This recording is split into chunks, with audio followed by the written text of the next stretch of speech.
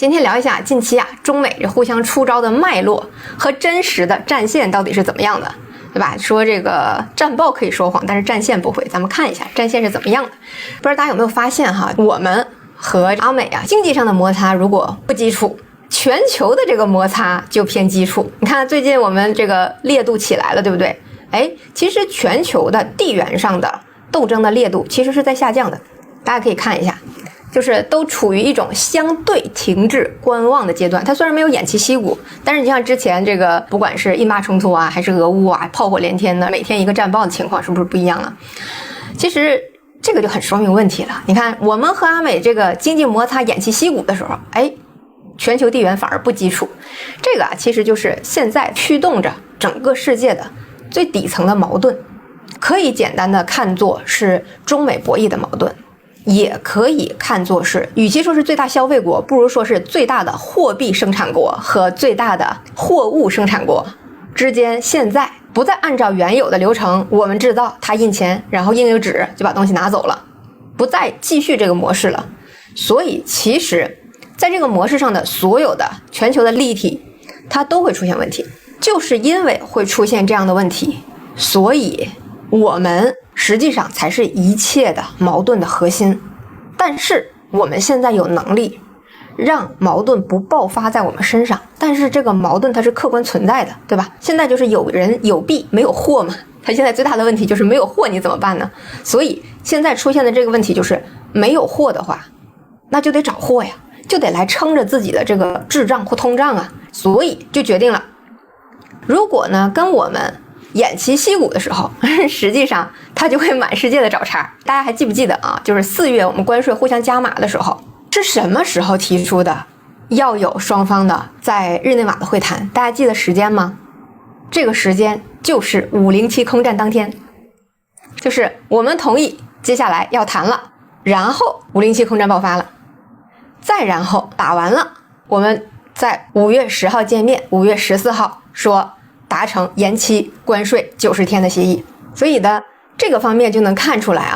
我们和阿美的矛盾才是一切真正的轴心。那么现在我们和阿美就在直接爆发着轴心之间的关系，这才是真正的基本面。现在连 CFA 考试都要把地缘冲突纳入到对经济的理解和冲击上面来，无论是数据上的还是个体信息上的，或者是单个标的的某一个行业的波动上面的影响就没有那么大了，反而是地缘上的影响最为关键。我们接下来其实最重要的跟自己钱袋子最相关的2件事，一个是世界发生什么了，一个是家里又说什么了，这两者是非常非常重要的。那么现在既然已经看到了经济的重要参考就是地缘政治，那么当美国按不住我们的时候呢，他就满世界打他的盟友的主意嘛，不是施压欧洲就是去中东要投资动不动是1万亿了10万亿了，多少数他都敢说出来，对吧？现在有个好词叫做反向马歇尔计划，就是让盟友投资美国的意思嘛。就他们在起名这个方面要是能有个诺贝尔奖，他们绝对是世界第一，真的。就他们能把抢劫剥削能起出来很多很不错的名字什么修昔底德陷阱资产负债表衰退中等发达国家陷阱大家想一下，如果阿美能把他的手从别人的兜里收回来，是不是就没有这么多陷阱了，就没有这么多名词了呢？本质上来说，美国现在它的情况没有办法支撑着它的国内的稳定以及它整个的国际的政治秩序了，那么要么就得满世界去收保护费，要么就挑全世界唯一的富户能多捞点油水回来。其实这也就反向在说明呢，他不断的去要了一圈了，后来又琢磨出来跟我们较劲了，就说明他要的这个效果不太好。如果他真的去中东要来了那么多，如果他的大美丽计划真的那么有效，如果他的关税收得好，关税战赢了，那么其实他就不急着跟我们较劲了。现在这么急着较劲，是不是就说明没要着嘛，对吧？兄弟们没要着这个饭呀。我们从这一角度可以先判断一下美国现在面对的真正的地缘是什么，因为它的地缘就是我们地缘的反面嘛，它的盟友不帮忙，那实际上不就也说明我们现在的策略是对的吗？如果说他的盟友不帮忙，然后我们的策略是对的，我们接下来一方面应该保持住自己的优势，另一方面应该加紧让它内部继续为自己曾经不愿意制造、不愿意生产、靠掠夺别人来买单。然后呢，咱们再说一下荷兰对文泰的这次的里应外合的，咱们说 robbing 啊，其实是美国早有吩咐的。根据南华早报的消息说，阿姆斯特丹上诉法院啊14号公开的法庭文件显示，今年6月的时候，美国官员就已经向荷兰表明立场，说如果安氏半导体想从美国新变化的实体清单中获得豁免，中国籍的 CEO 就必须被替换。然后呢，荷兰是什么时候采取的这个里应外合的操作呢？其实就是在美国发布出口管制穿透性规则的最后一天，就是他也想撑一撑，但是没撑住。然后呢，就是彭博社啊，以及英国的金融时报都认为就是屈从于美国的吩咐了嘛。那既然都能把手隔着一个国就伸到我们兜里来，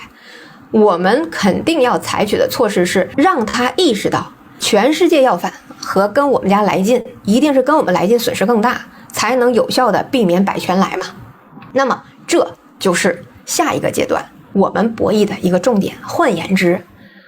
我们不可能轻易的去退让或者是追求缓和。如果在我们这里占到便宜了，本来你就是它的主要矛盾，在你这儿又但凡有任何一点收益，那都是赚翻了，对不对？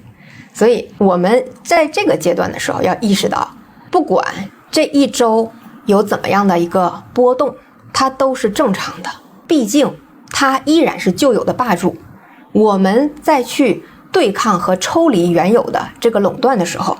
付出一定的代价，承受一定的压力，这是必然的。这个阶段看似是双方领导见面之前，好像大家都在等见面那一刻，不，真正的斗争就是在见面之前的时候。为什么这周要连着开3场？包括周一的时候我说，这是我们金融自主权回归的一个标志性的时刻，就是也希望帮大家能稳住，也希望大家更多的能理解我的这个框架，它不是用来指导技术性的怎么做的，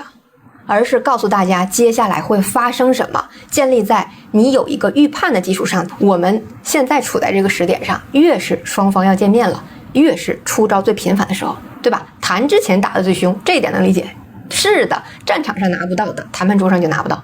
中东这边正在和谈嘛，对吧？暂时的缓下来了，所以其实压力给到了谁呀？压力给到了大俄，对不对？因为战线以前开2条，那都是通过美国的武器的援助的话，大俄这边那肯定是都用到中东战场上去，他这边的压力就会轻一些。如果压力给到了大俄，然后呢，最近川普天天拿着啊支援乌克兰战斧导弹的事儿说了得有半个月了吧啊，大帝不断的撂狠话，说如果你这么干了，这个美俄关系就不好了。川普还是一再的在施压，在表态，其实他很想把两边都按下来，那到时候真的是腾开手了。那我们能让他腾开手吗？咱们就是说，就这么些稀土的材料，那固定就能蒸这么些馒头。假如说啊，这个战斧导弹就是馒头，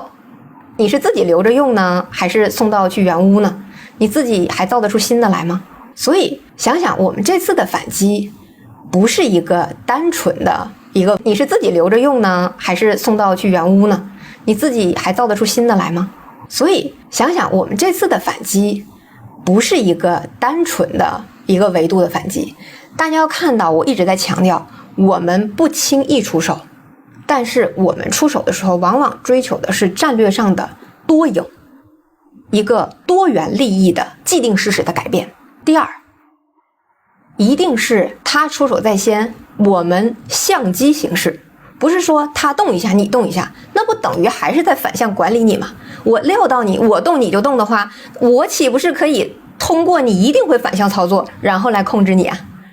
是不是这样？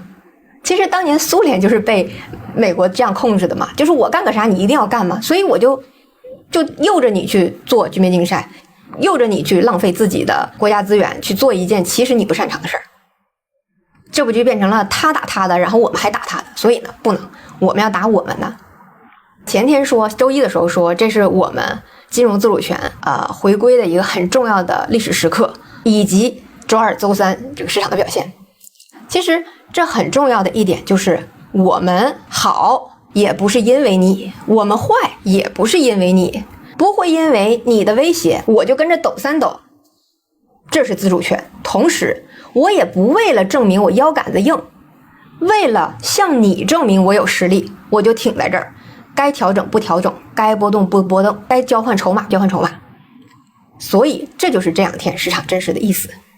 什么叫自主权？就是你走你的，我走我的，而不是说他不好我们好，只有这样才是不相关，不是这样子的。所以自主权、定价权要怎么看？就是跟你没关系，看看是不是做到了。那现在来说，既然是他通过荷兰拿我们的东西，我们再通过韩国动你的船舶制造业。昨天对韩华的这个株式会社的反制啊，其实一方面就摁住了我们在造船业上唯一的有竞争力的对手，其实另一方面啊，也按住了美国的造船业，因为他现在完全都在依靠韩国的造船业，他就指望着这个了，自己的造船业根本就造不出来嘛。所以现在相当于说武器重点的酵母没有了，做不出来了，这个稀土原料的储备就这些，对吧？你怎么拿去援助呢？好，